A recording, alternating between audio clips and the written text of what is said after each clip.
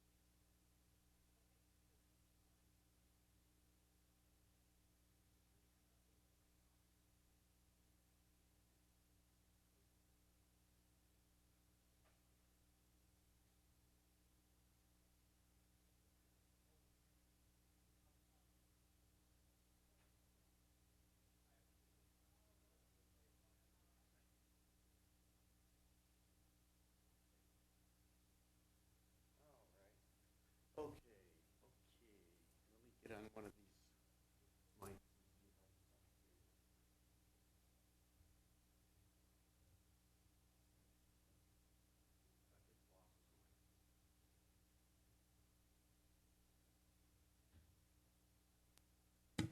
Check 1, 2, 3. Audio check 1, 2, 3, 4. 1, 2, 3, 4. Hear me. All right. It's good. It sounded low in here, but you're getting it, and it must have been checked out fine. This was like my own insecurity since I had the others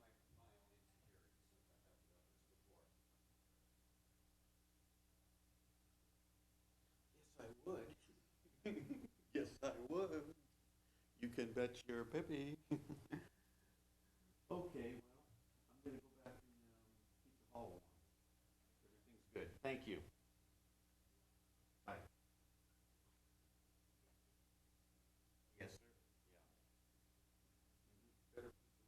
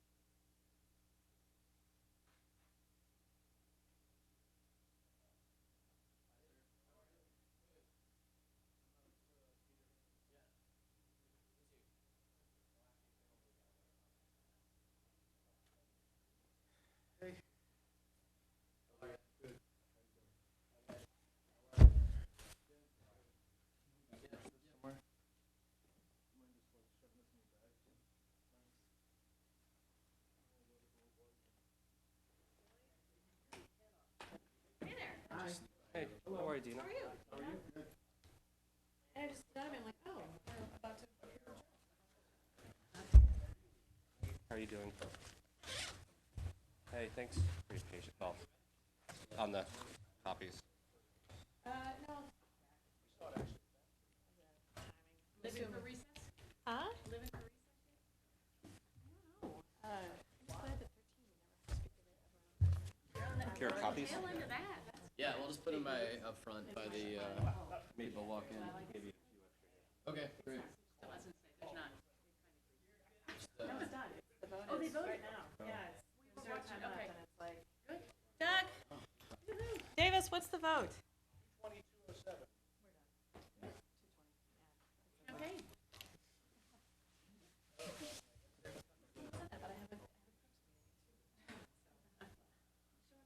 Might be ill-advised. No. Might say stuff you don't want to say. Could be fun though. I mean,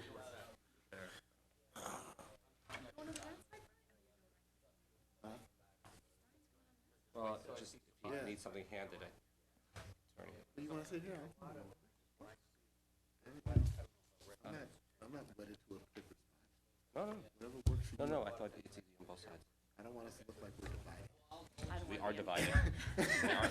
My goal is to stay in the Ah, camera. is that your plan? You never know. Just remember, Yes, I know. All right, thank you. One must be very studious. Yep.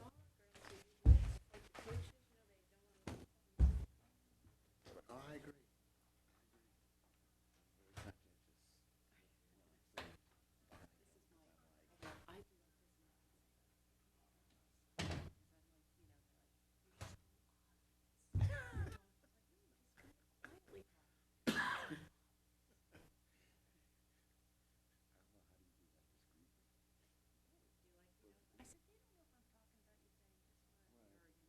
Right.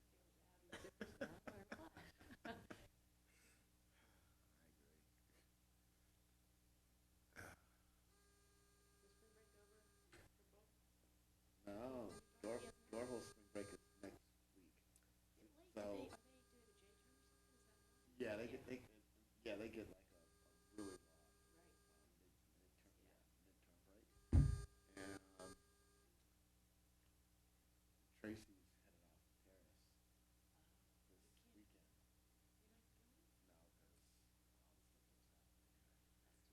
No, because so she's got about it's her spring break. Right. Right. So Are they as in I this can't coming go week or they the week after Easter? this coming. Yeah, they do the same thing. So Dorval's coming here. So that was the other reason why his spring break. We both went to, he'd be like, Right. so he's gonna come out to DC. She's gonna head to Paris. Nicole and her are gonna hang out for a week. Boys hang together, girls hang together. I love 50 girls, 50 better party. Yeah. They're hanging out in Paris. We're hanging out in DC. Not that it's a lovely city at all. Well, let's see, I don't know if any of his friends, some of his friends, anybody Well, I else? think some of his, Virginia schools have already had their breaks. yeah, I think some of his friends are home here because none of his friends are going to be in Chicago as much as he was. Okay, yeah, Their spring break is all gone. So he said, I'd rather come here. Either that or because if he has friends that are in the area, he was there in school, he has people to go with. They could be, it's like, His friends in Chicago, his friends in Chicago are like all over the Yeah, country. you guys Nobody's should- in Chicago. Right, So right. Yeah, I mean, there was really you can nothing, probably go wherever. nothing in It seems Chicago like it's to gonna do. be that He busy. was kind of hanging out at home. Yeah, so he'd rather come. Everyone's wanting to get down. I know I think he has. We'll probably go for like an hour or so. Perfect. Love it.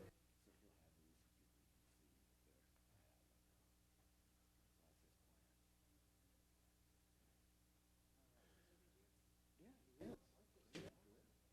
Yeah, he is. He's enjoying it. Yeah, you can get that freshman yeah. transition. Right. Yeah, right. He just went last weekend. Although he said it was kind of bad because the weather was a little too warm. We were out. I mean, way more. Yeah, that's what he said. He said it was like Friday, 60 Saturday, degrees. and Sunday. Friday and Saturday were just like 60, Yeah, in the that's 60s. I mean, you have, the same, it was the you know, same thing I when had he a was, lot of yeah. sunblock when it was,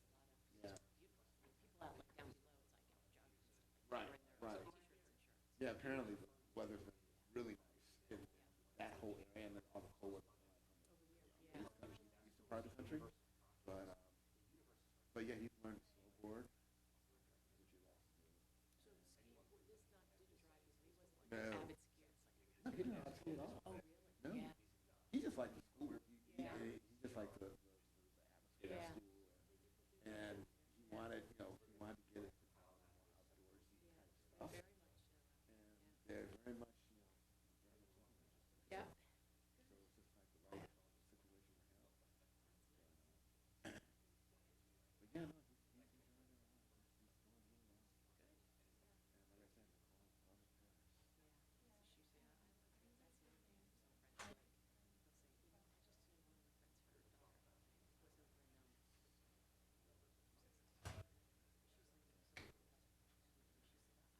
said, Nicole, love his parents.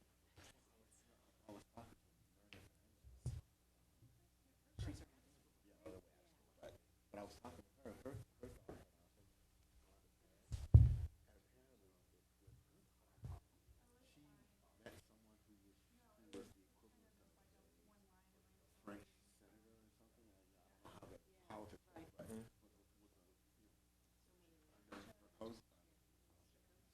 Sarkozy. And she ended up getting a job. She ended up staying over there for like 3 years. And then came back and went to school. Oh, really? No, then she came back and went to law school. And I think Mary said that she's going to graduate from Columbia Law this year. What school does your daughter go to here? Tufts. Oh, she goes to Tufts. Yeah. So this is just a semester? Okay. Okay. Yeah, president.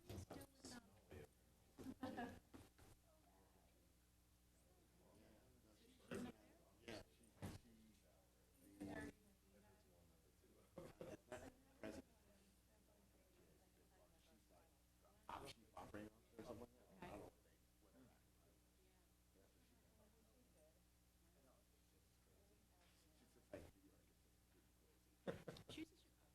I don't know. I knew her when she was at CPA. Yeah, that's what I'm saying. We go back. She's married to he's head of security. And then he was head of security at CPA.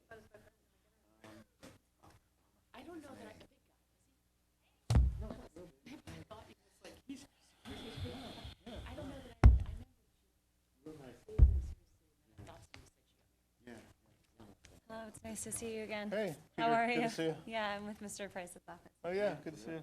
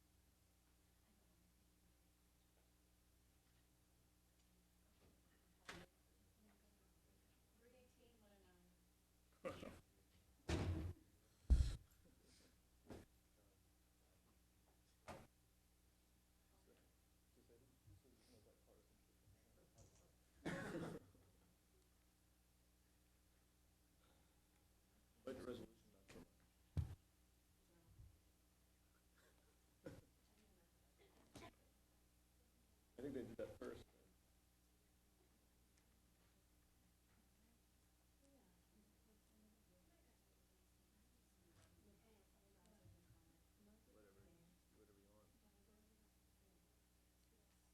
So I've got like a very abbreviated 5. You want me to do it or not? Just let me know.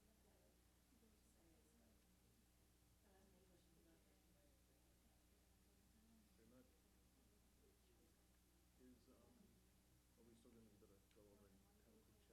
the morning? My wife told me to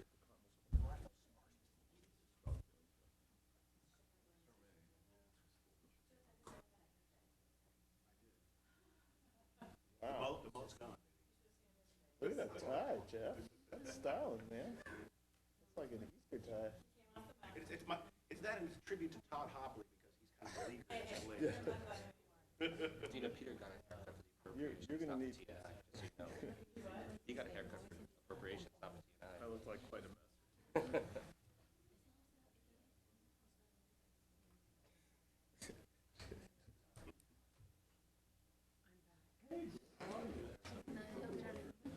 Did you hear? I did. In the board building. It was a little hideout. Oh, actually, it wasn't. I was. Yeah, no, I thought I was gonna get in shape and everything. Well, we worked back in the day. Right. No more all-nighters, right? No one's waiting for Mr. Napoleon to lay on the table. Or whatever, so, 70 miles. so yeah, but it was, the hours were regular, Oh, yeah. very regular, so. How old you grow? I have 3 girls now. Who's happened in Ford? Or not in In Ford, Ford? actually. That's a good story. So, yeah, I have 3. I have twins that are 3. Wow. And my oldest is 10.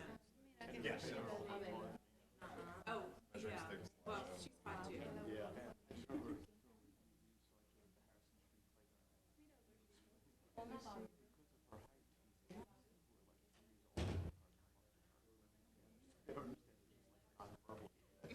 Yeah.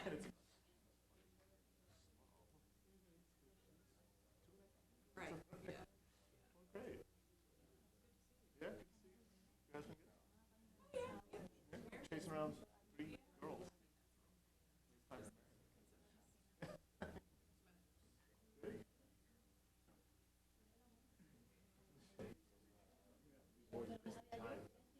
Oh, yeah, yeah. No, I get the gigantic chalk stripes on the suit. Or whatever. Yeah.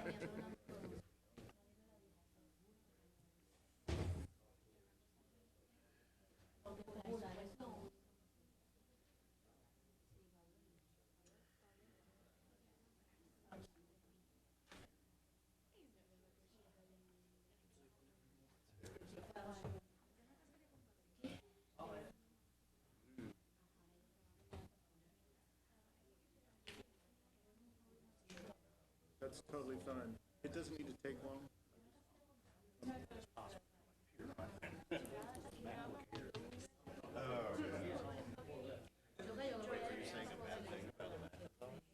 It's great, except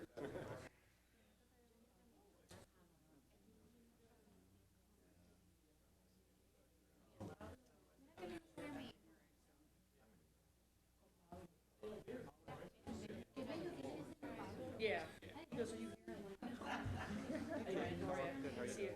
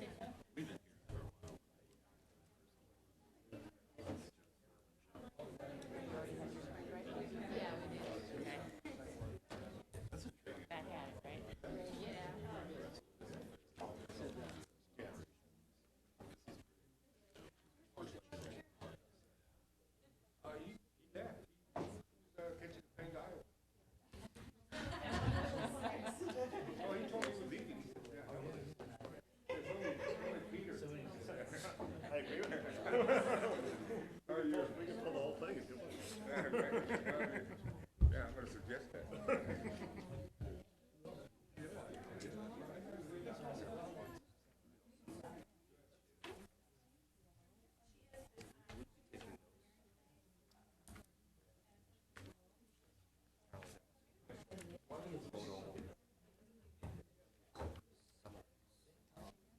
They asked one for the last one.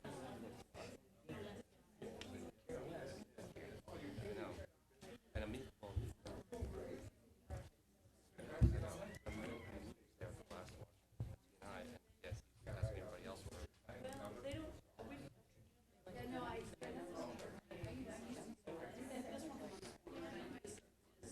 Older, but it's,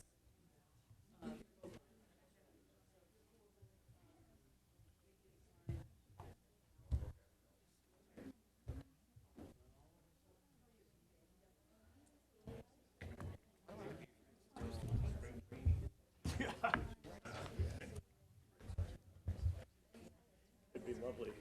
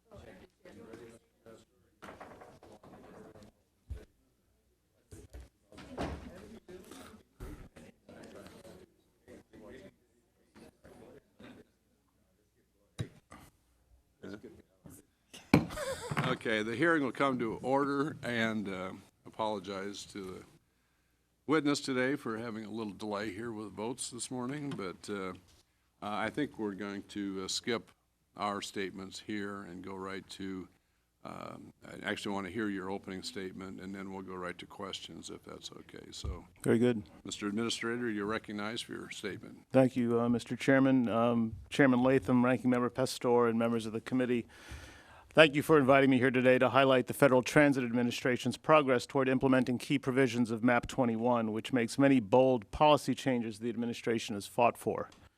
These changes come at an especially critical time for public transportation. But for Hurricane Sandy's impact on transit systems in the Northeast in 2012, the United States would have recorded its highest annual level of transit ridership since 1957, with 10.5 billion trips taken. We're seeing transit ridership increase all across the board, whether it's bus, light rail, commuter rail, or bus rapid transit. And we have some transit agencies that are experiencing double-digit ridership increases without any expansion in service.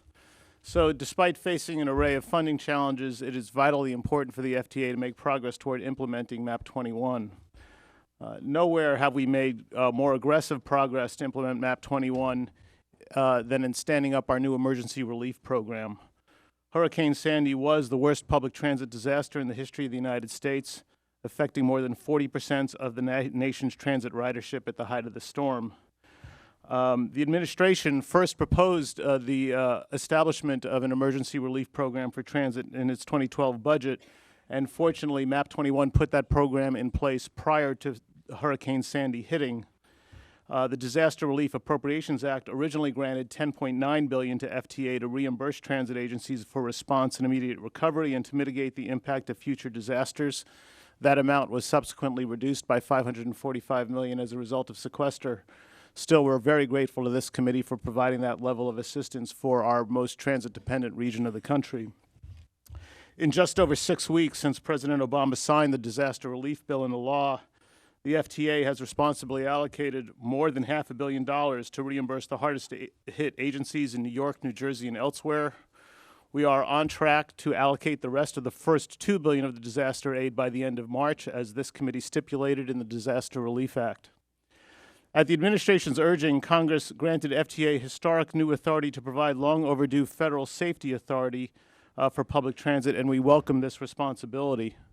Our goal is to implement a safety management system approach that improves safety using common sense standards that will add value without adding a great deal of cost or burdensome regulations.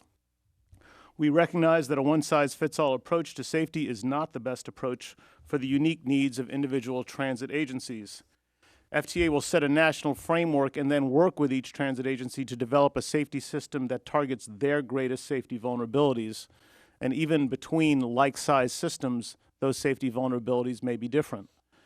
Meanwhile, we've begun to work closely with all the affected governors, our Transit Rail Safety Advisory Committee, and other stakeholders to embark on a rulemaking and widespread education process. Keeping our transit systems safe goes hand in hand with bringing our aging systems into a state of good repair. Following on the administration's budget proposal, MAP 21 established a needs-based formula program for rail, ferries, and busways, and initiates a new National Transit Asset Management Program that will cover all transit systems. This program will help the industry tackle deferred rehabilitation, replace outdated transit assets, and support ongoing maintenance efforts that are key to maintaining a transit network that continues to provide reliable and desirable service for the American public. We see this initiative as central to our ability to make sure that the investments that this committee has made in transit in the past are well looked after and that the ridership is getting quality service for the investments we made. I appreciate this committee's support for the policy goals in MAP 21. However, I want to remind the committee that FTA faces several budget challenges that hamper our ability to address all of those goals. Overall, the sequester struck $656 million from FTA's budget. It reduced program funding for our capital investment grants program by almost $100 million. This will mean that few, if any, additional New Start's construction projects will be fundable in the near term. Even more troubling is the fact that ongoing major New Starts and Small Start projects will experience increased borrowing costs, as FTA will now be required by sequestration to slow its scheduled grant payments to projects for which we have already made written financial agreements. Even without the sequester under MAP 21, our capital investment program was authorized to receive 10% less in funding when compared with amounts available to carry out the projects in recent years. These are just some of the significant challenges that directly affect our programs and the record number of transit riders we are serving. FTA will still do all we can to continue making progress to live up to the promise of MAP 21 with the resources made available to us. Thank you, and I'd be happy to answer any questions you have. Thank you very much. MAP 21 made a number of changes in the bus formula program. Some call it streamlining, but I see it really as a massive shift of national funds to large rail systems, leaving really just pennies for bus-only systems. Iowa's got one of the oldest operating fleets in the country. Our state of good repair needs are great.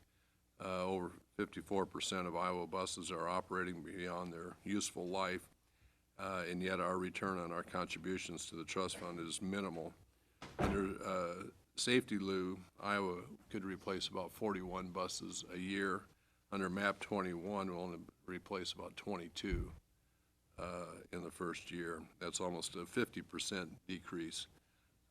Can you explain what happened to the formula in MAP 21, shorting the bus-only transit systems like we have in Iowa, and how would you propose to make it a more equitable, fair allocation of funds under the formula specifically, and how you'd address state of good repair in a state like Iowa? I can, Mr. Chairman, and I've heard this concern from a number of regions around the country. Just to provide a very brief bit of history, the administration did propose that the bus discretionary program that was available for years under Safety Lou and prior authorization acts be folded into a formula program for state of good repair.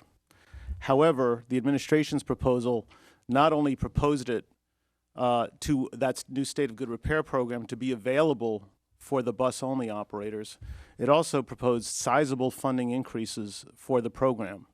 So when I went around the country advocating that this policy change take place, I also assured the bus-only operators in multiple public statements that they would get certainly no less than they were getting before. MAP 21 went a different way. The Congress took some of that money for the bus discretionary program, put it in the state of good repair formula program, limited that state of good repair program only to what we call fixed guideway operations, mostly rail, and then used a smaller amount of money, really less than half, for the bus-only operators. So there's no question that they took a hit here. And I think it's something that needs to be revisited in MAP, I'm not going to call it MAP 22, but whatever the next reauthorization is. When we proposed our policy, our dollar level for the program was more than $1 billion over than what MAP 21 provided, and that would have provided plenty of money for the bus-only operators and others, but MAP 21 went a different direction. The administration submitted a proposal? The administration submitted a budget. The reality is the first time since Eisenhower that an administration has not had a proposal. Well, I'll put it this way. The administration, through its budget proposals, showed what programs it would consolidate, and I did testify before the Senate Authorizing Committee on this specific proposal. However, no, we did not formally submit a legislative message on that. There isn't one? There was not one, no, sir. It's come to my attention that the department asked for and got a provision added to MAP 21 that transit systems that serving areas of 50,000 to 200,000 population no longer be designated a designated recipient of the FTA funds. What was the reason for the change in status, and can you tell me if the FTA consulted any of those affected communities before insisting on that provision? And was there any thought of the impact on those communities? We did not, in your last question, you pointed up that we did not have a proposal, so I don't think we could have proposed that either. But I think more importantly, we sought clarity in who the designated recipient would be. We did, obviously, we do have regular consultations with communities. I think this has worked better in some communities, but not others. We're currently sort of working, if you will, on a one-by-one basis to make sure that it's understood who the designated recipients are and that local decision-making is deciding how funds are suballocated. Do you still have all the regulations in effect for those communities, but they're not getting any funding? Well, how do you? They're not getting keeping the regulations in place. If I follow you correctly, they are certainly getting funding through the suballocation from the designated recipient. It's not like they were cut off from federal funds. It's really the process over who's making the local decision-making as how funds are allocated. Okay, Mr. Pasteur. Thank you, Mr. Chairman. Welcome. Last week, we had GAO and Inspector General from Department of Transportation and other, and we talked specifically about some of the programs within the agencies, but one of the things that I talked about with them in terms of the hearing was the capacity of the agencies to be able to collect data, evaluate the data, and then use the information available so that you could have better practices and find out what was happening. You now have a new assignment through MAP 21 and less, at least administrative monies I don't think are there. And with sequestration added to that, and so as you collect, how do you see your IT in terms of collecting the data from the local agencies, bringing them up and evaluate them, then using them as management tools to continue either supporting or changing things as things aren't working out? I'd say, Mr. Pastor, we do robust data collection, but the methodologies we use and the questions we're asking, I think, need to be reformed and updated. So every transit agency that receives federal funds is required to submit data to the National Transit Database. Some of that funding some of the data is used so that we can run our formula programs, things like ridership, miles that they operate, et cetera. The new safety responsibility brings a new considerable data collection effort. But it's not really just on FTA's part. You heard me say in my opening statement that we're really committed to trying to do this new safety responsibility in a way that adds value but doesn't add a lot of cost and a lot of burden. One of the ways individual transit agencies do that is by establishing a safety management system where they have to collect data on their own operations. And it's being able to digest that data that tells them what their greatest safety vulnerability is. And for one agency, it may be the skills of their operators and how many minor accidents are happening that shouldn't have happened with appropriate training. For another agency, it may be the condition of their equipment. And they get that through data collection. So we're looking for ways to expand this for the safety purpose, do it in a cost-effective manner. As someone who finances a large portion of the transit agency's expenses, in these times it's not in my interest and to put on huge burdensome new requirements, but it's actually through the data collection that you could actually do this much more efficiently and much less expensively than hard and fast regulatory one-size-fits-all rules that some other DOT agencies have done in the past. The other, the point that kind of stuck out with me was that just the equipment that's available to your people, or I don't know about FTA in particular, but it seemed that at least through the whole agency, that the equipment itself was greatly outdated and needed to be modernized. And do you have that same problem in we do. your agency? We do. There's no question that no one would argue the DOT is on the cutting edge of IT. In part. So let me give you an example, and it's a very big game changer for us. We have a computer interface with every transit agency, and the way we cut grants is through our so-called team system. That system is very old, very user-unfriendly. My 15-year-old would laugh at it if I showed the what one has to go through to communicate between the two. We are, even with scarce funds, developing up a new open architecture method. We're years behind in getting it on the ground, but we hope to get it deployed in the next couple of years. The question that I have,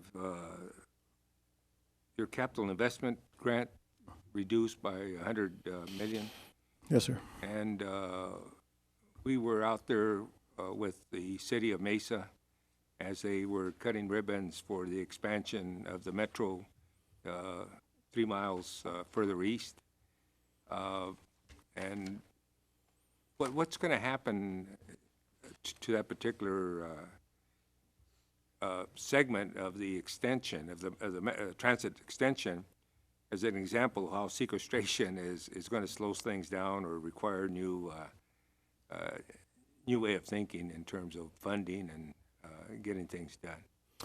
Well, as I mentioned in my opening statement, the combination of the CR with sequestration means that for the first time in a very long time, the agency will have less money than we need just to fully accommodate the full amount that would be required to fulfill all of the funding commitments made for 2013 in each of the full funding grant agreements that we've signed.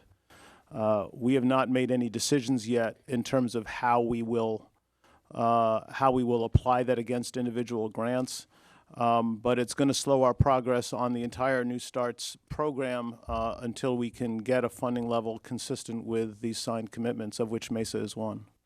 Yeah. Thank you, Mr. Chairman. Thank you, Mr. Pastor. Mr. Dent. Thanks, Mr. Chairman. Good morning. MAP 21 increased funding for the TIFIA program from $122 million to $1 billion. To $1 billion a year. This funding increase plus a change in law allows project costs under TIFIA loans to increase, I think, from 33 to 49%. Have these changes been effective in attracting more loan applications from state and local governments and public-private partnerships?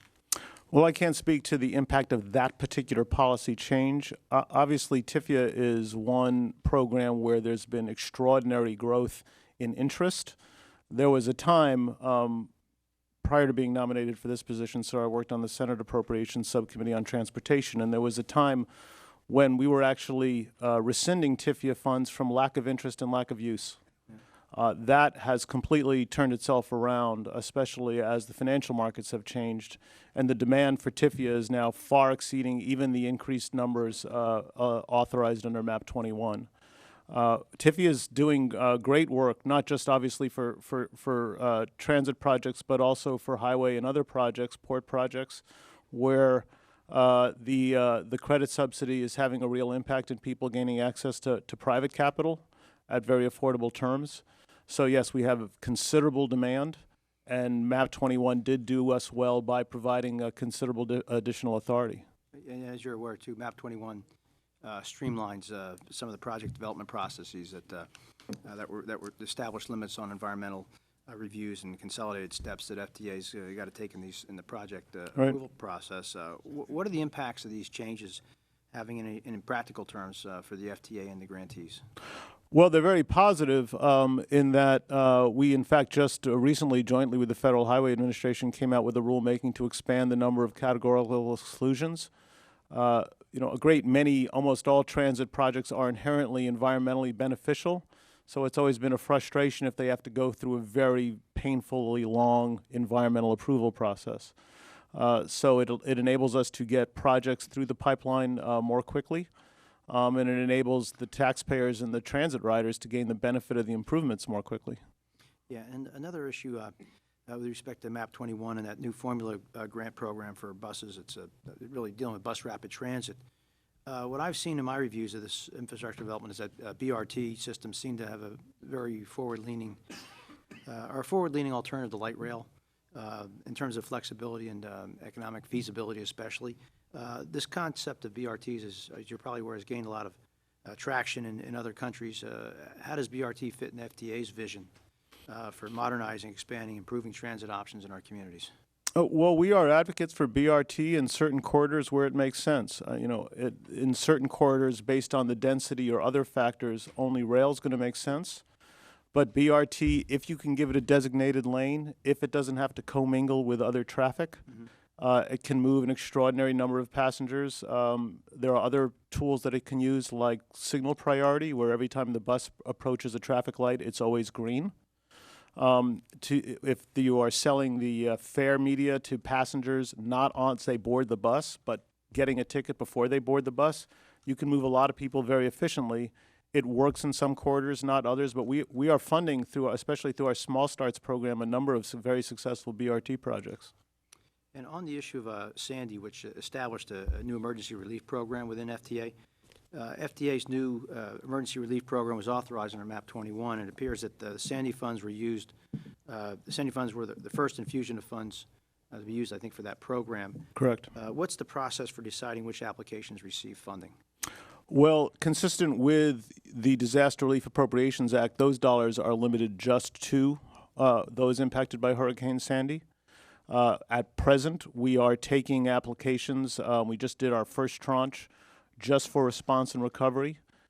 In the next few months, we will be coming out with guidance on gating how we will handle applications for mitigation, an important investment that this committee made in seeing to it that there not be a recurrence of these disasters in terms of their impact on transit agencies. Are you getting requests in a complete package or on a piecemeal basis?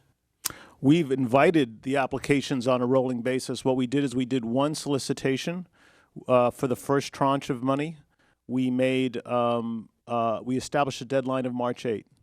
Consistent with the direction that was in your Appropriations Act, we will at the end of the month allocate the first $2 billion. At that point, the window will be open for people to come to us with eligible response and recovery costs as they're ready to come to us. Thank you, Mr. Dent. Mr. Price. Thank you, Mr. Chairman. Greetings, Administrator. Glad to have you here. Good to see you. I want to commend you. I don't remember an administrator of your agency that has had a more hands-on approach than you have had. It seems to me that your experience as a staffer in this institution has served you well. You are hands-on. You do master details, and you're a good communicator. You have paid attention to members' needs to understand the program, understand the process, and you've communicated well with the local communities who are involved in that. So I commend you for that. Thank you. I think you've opened up this agency in a very positive way. And I think you've modified the processes in positive ways as well. Administrative means and also from the MAP 21 legislation. You've reformed the evaluation criteria. You've streamlined the process for new starts. Cost effectiveness is still a criterion, but the administration's begun to evaluate projects in a more robust manner. Land use, increased mobility, economic development, and we've been looking for that for a long time. So I commend you for that as well. I wonder also, and I'll ask you 3 questions in rapid succession here. I wonder if you've also thought about what the federal share might be. I know it's already down to 50% from 60, but are there variable kind of federal shares that could be significant enough to get a new project off the ground and would help you stretch the funding and add yet more flexibility to the program? I think a lot of communities would settle for a lesser federal share in exchange for more rapid approval and more flexible criteria. Secondly, I wonder right now what the balance looks like and what kind of balance you're trying to maintain between the expansion projects and the new starts. There are a lot of promising expansion projects around the country. I know that. They meet the needs of our nation's largest metropolitan areas. But of course, there are a lot of communities wanting to get going with transit systems, and I wonder what kind of balance you're aiming for there, and what you've been able to maintain. And then finally, of course, we're concerned about the effect of sequestration and the current budget situation more broadly on all of this. In your testimony, you noted that sequester would take $100 million from new starts. You expressed concern about your ability to fund projects in the pipeline. I assume that means the payment schedule for new starts that already have a full funding grant agreement. I wonder what it might also mean for putting projects in the pipeline, putting new projects in the queue, so to speak. Well, let me take each of those in order. As far as variable federal shares, this is something that we have talked about. This committee has been very clear through its direction that we should not consider or bring forward new starts with a non-federal share, I should say with a federal share more than 50%. I have been concerned at times when we're, especially during the recession, with communities that would struggle because of the downturn in sales tax revenue to be able to leverage that 50%, and yet they are communities very much in need of a transit improvement. I worry a little bit about the program moving to a city of haves and have-nots. And in fact, you know, when you're thinking about a city like Detroit, which ranks 109th in its available transit service, but probably 9th in terms of the demand.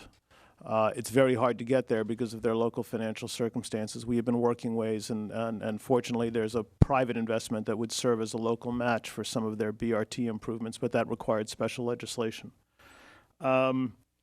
You asked about expansion versus new starts. I have to admit, we have not really come at it from that perspective. We have taken in the projects as they've been brought to us by local sponsors.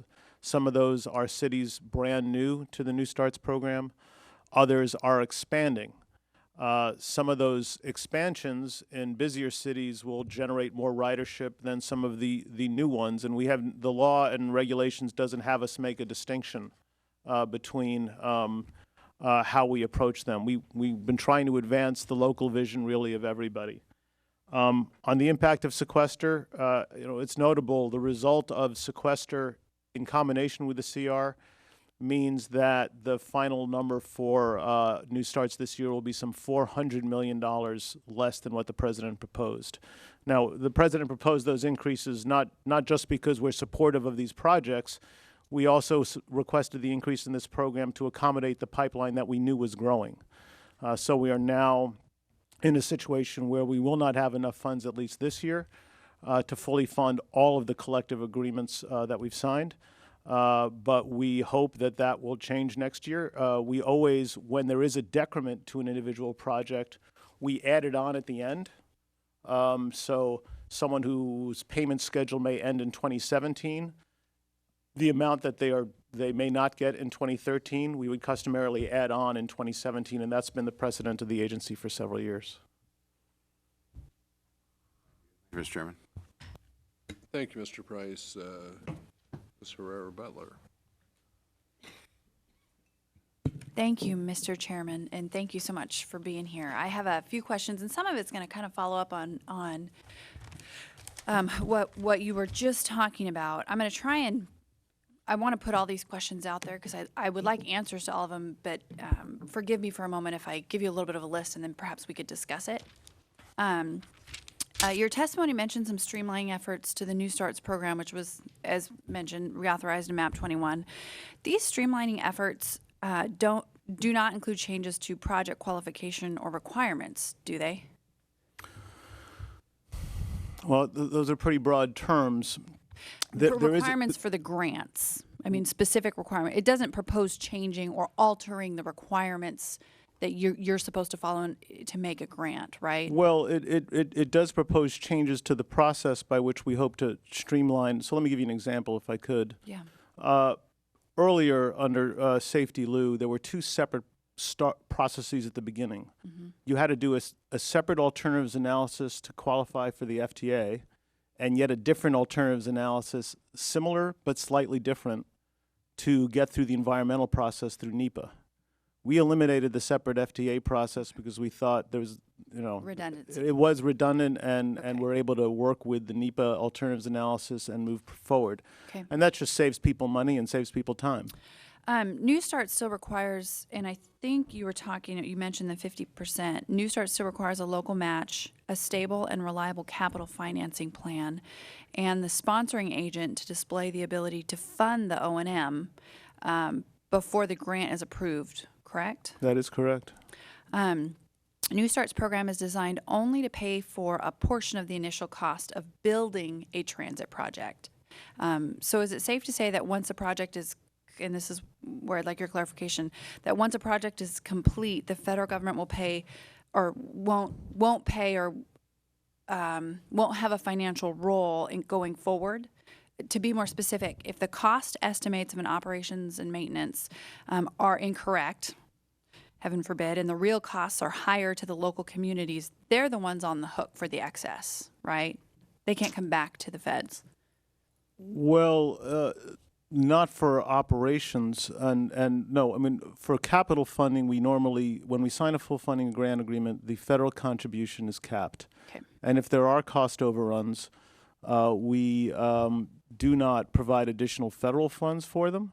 I think it's noteworthy, however, that we have gotten a lot better at an agency at cost estimation and at evaluating risk. On the capital piece. Well, also on the operating piece. Okay.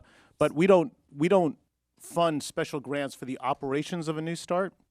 That is generally derived from state and local sources. Sometimes operations come in higher, sometimes they come in lower. Sometimes agencies choose to actually increase the frequency. So there are a number of areas, light rail in Charlotte, in Mr. Pastor's backyard in Phoenix, ridership has far exceeded on light rail what was initially expected. Well, and I think, and I, just so that I can get the rest of these in here. I'm that's, sorry, That's go the ahead. goal, right? That's a good scenario. It is a good scenario. Back to the local match. What's the maximum percentage amount New Starts can fund transit projects? If the transit project is part of a larger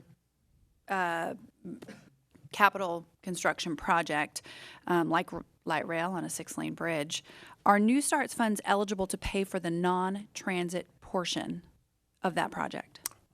Well, since we're going to speak specifically of light rail on a 6-lane bridge that I think we're both familiar with, you need to recollect that there is special legislation that was enacted for that project that said that the state contributions to the highway portion would count as the match for that. So we, in the case of that unnamed project, sometimes referred to as the Columbia River Crossing, enables us to provide $850 million for that project, which So is wait, more than. let me ask this in a different way. And, Sure. and so the New Starts, so there was special legislation that allowed There the was. New Starts grant to provide more than the 50% match. The way it was structured was to basically recognize, so this is a unique project that it's not just a transit improvement, it's obviously a $3.5 billion highway bridge as well for one of the most congested highway bridges we've got.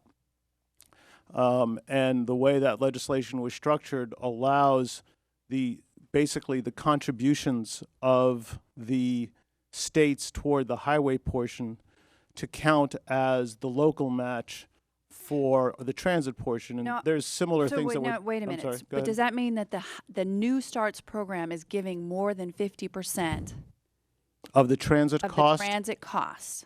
Yes, it would be. And we allowed that in special legislation? Because that seems Yes, ma'am. contradictory to the way that New Starts grants are. These special provisions were not unheard of in years past. There were several done, whether they were for New Jersey or Utah or other places. Okay. Okay. I think that's all for this round. Thank you. I yield back. Thank you. Mr. Ryan? Thank you, Mr. Chairman. Thank you. And I had a chance to look through your testimony, and I appreciate what you've been able to do the last couple of years. I know it's been up and down, I guess would be a good way to put it. One of the issues that I want to ask you about is the alternative fuel vehicles and some of the research that's going on there coming through MAP 21. The Clean Fuel Bus Grant Program was eliminated, and a competitive deployment program was created to advance low or no emissions vehicles and facilities. And the research program is authorized at $70 million, but under the CR and sequestration, it's going to go down to about $42 million. And coming from an older industrial area in Ohio, Youngstown, Akron, I think part of creating an overall economic renaissance to try to bring young people back, these are the kind of things that we need to be looking into. So what won't you be able to do? What activities are you going to have to pare back because of the sequestration and some of the cuts? And if you could just let us know what some of the benefits have been from the research that has gone on. Well, the FTA has, over decades, really played a leadership role in sort of advancing the state of the art on clean fuel buses. We now have in commercially available form zero emission buses.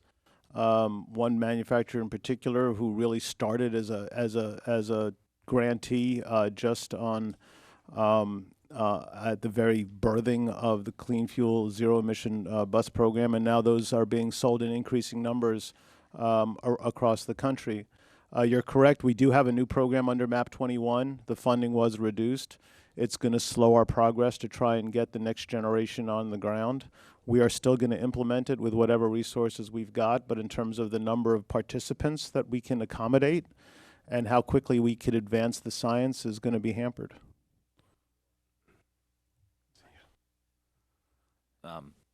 Thank you. So this is a public-private endeavor. It is a public-private endeavor because we obviously are not going to have the federal bus.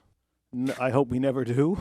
It's really about trying to provide some seed capital for innovative science-oriented developers to get a commercially viable bus. So there's really two challenges. One's the science, and then when we have that commercially viable bus, how do we get the price down such that it's really competitive?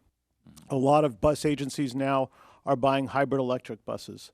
The cost penalty to buy a hybrid electric used to be you really had to be sort of cutting edge to decide that you're going to go that route because they didn't provide a payback. Now, the fuel savings on purchasing a hybrid electric bus pays itself back, and if you can put up the capital up front, it's in your financial interest to buy it that way. And how long will it take to pay off? Make your money back? Depending on how intensely you use the bus, somewhere between 8 and the usual 12-year service life, but should certainly make the money back by the end. Mm-hmm. The end being 12 years. Now you've got situations like Mr. Latham's, where you have a great many bus operators that are operating buses beyond their useful life. Mm-hmm. In that particular case, the gas savings, assuming that the equipment can be kept up, will pay itself back year after year. You will have long since gotten your return on investment. I just think there's a lot of opportunity here, given Agree. The research, the opportunity for the businesses to benefit from this, but also the whole energy independence idea. And here in Eastern Ohio and Western PA and New York, with all of the new developments with natural gas, it seems to me this would be a prudent way for us to proceed to continue to make these investments. And also, which wouldn't be necessarily your end, but incentives for public transit and cities and different regional authorities to have the ability and businesses to benefit from incentives to move in this direction. And it could be a job creator in so many different ways, clean the environments. A lot of these cities, we all know what the pollution's like in some of these cities as well. Absolutely. I'd add that there's a second piece to that, and that is our aggressive enforcement of the Buy America Act. It's not just about funding the research, it's also making sure that the fruits of that investment result in domestic manufacturing jobs. When we first came in, the number of Buy America waivers that were issued by the FTA were about 47 a year. We are now down to 3, and we're not happy about those 3. So we have been very aggressive in insisting that the taxpayer dollars that this committee puts forward for transit be invested in U.S.-made products to the maximum extent the law allows. That will be a key part of the new low-emission bus program, is to make sure that we get the benefits of that research here in the United States. Great. Amen. Thank you very much, Mr. Ryan. The CR extends the funding level for the New Starts program for fiscal year 2012 level at $1.955 billion with a 5% cut for the sequester. How are you implementing the sequester on the full funding grant agreements? Well, I don't have a complete answer for you yet, Mr. Chairman, but we'll certainly keep you advised. The final amount was between the House and Senate on New Starts was just finalized in your concurrence of the Senate amendment on the last vote. So with that now final number and the impact of the sequester, I'll be going to the Secretary and talking about how we try and shoehorn these commitments into the available funding. But we do not have a methodology established just yet.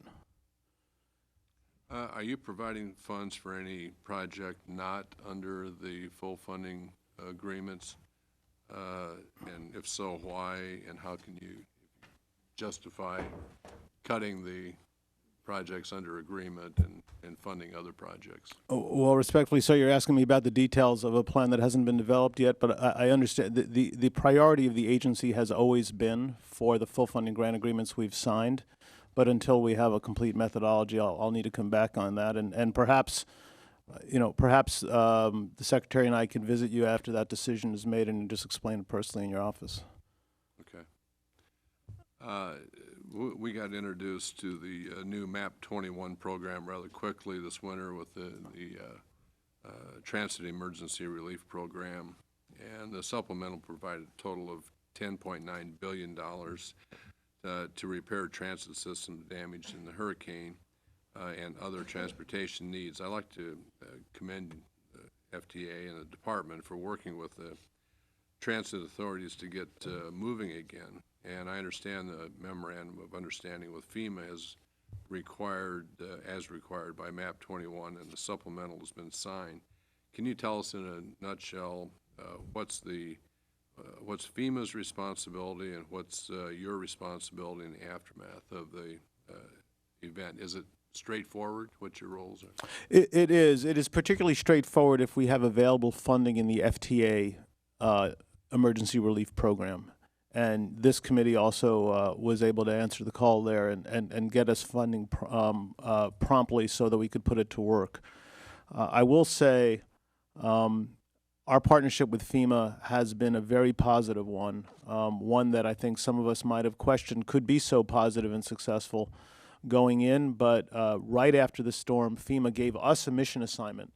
So FEMA and FTA staff could work side by side up in the region doing cost validation, even before we had a president's budget request and even before the committee had acted. So one of the reasons why we've been successful in getting money on the street quickly is we had done a lot of that cost validation work in advance.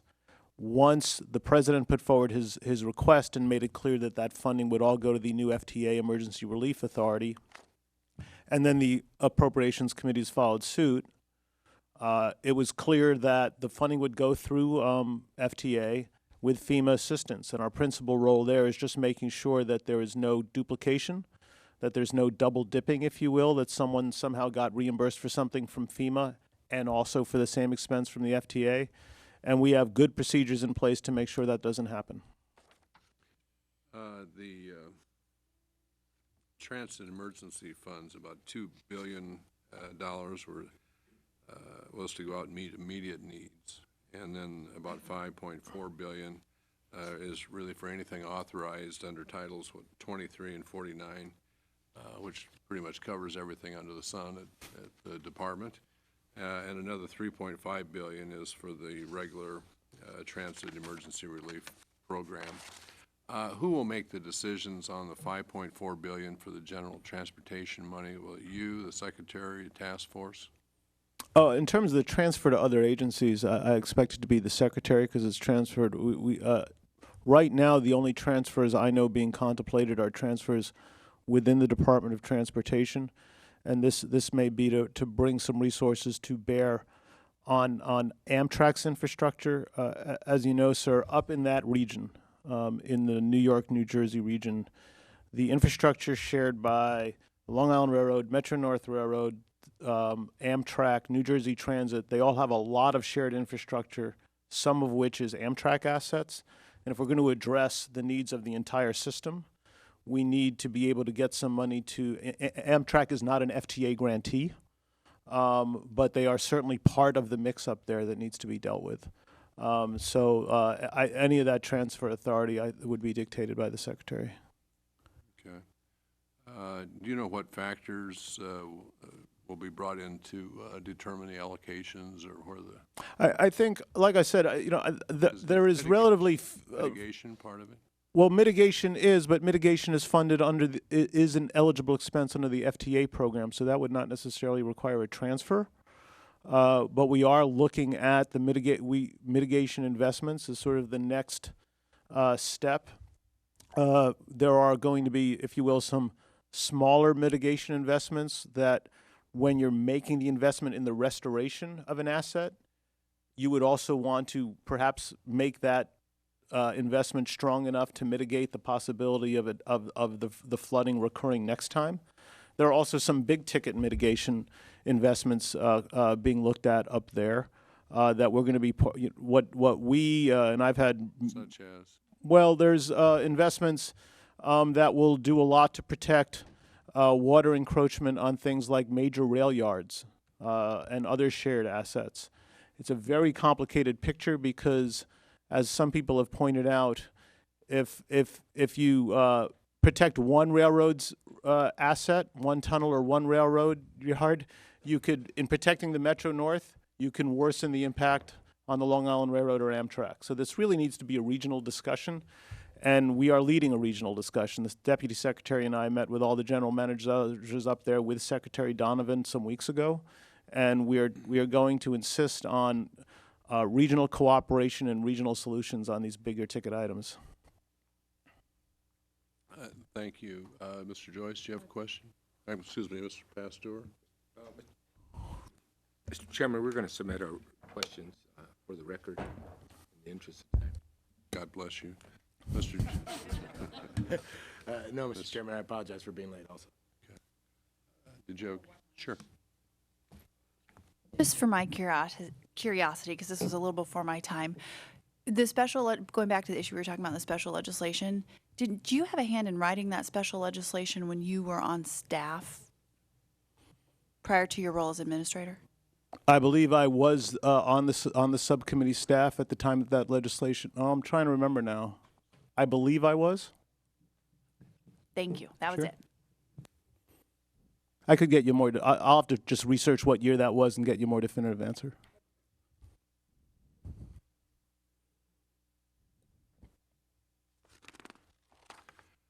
I think I just have one more. FEMA is reporting that another 545 million would be paid by the DERF to backfill for the sequester's effect on transit disaster money. Is that true that the DERF is backfilling sequester? Well, let me put it this way. I'd be surprised in the following respects. Yes, we did lose $545 million as a result of the sequester, and I'll have to look into this. But we also made clear that that $545 million would not come off of the response and recovery funding. It would come off the mitigation funding. Mitigation funding is something that is eligible under the FTA program. I'm not sure it is eligible under the DERF, so that observation puzzles me, but I'll certainly look into it. Well, FEMA is giving us the impression that they need to make $545 million available to FTA for the disaster cost. You're not aware of that? I am not, sir.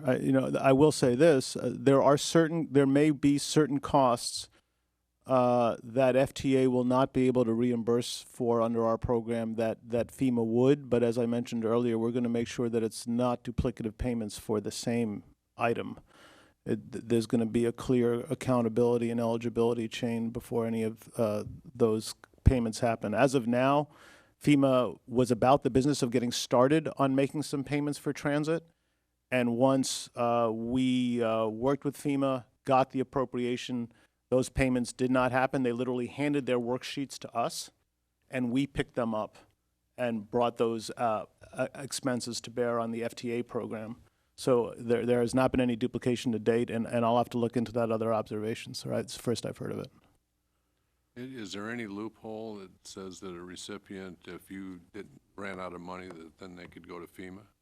Well, there is the overall observation of running out of money. We are optimistic that we have plenty of money to handle response and recovery, and Extra?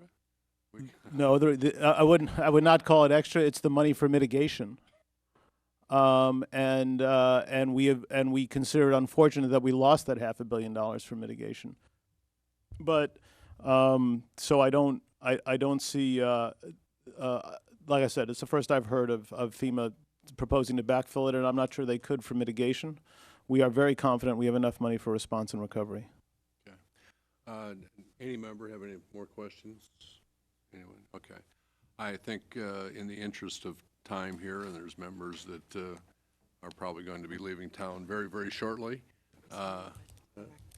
and you can all submit questions for the record, which we'll be doing also. But with that, we thank you for your testimony. Is there any? No, I'm good. Thank you for your time, sir. All right. Very good. Thank you, and the hearing is adjourned.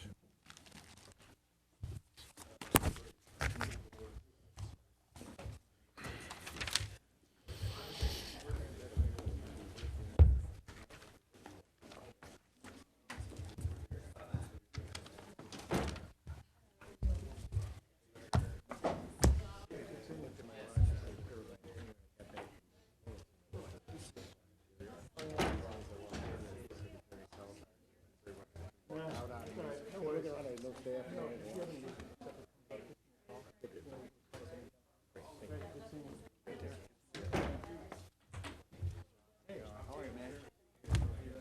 Rolda, may I just shake your hand? Thank you. You can say hello, I'm Peter. I'm a visitor, but I work for Muni, and nice to meet you. Very impressive San Francisco public transportation. I provide information, and I heard your comment about providing data for safety. Yeah. And how to improve. There's a lot of issues with that. Oh, yeah.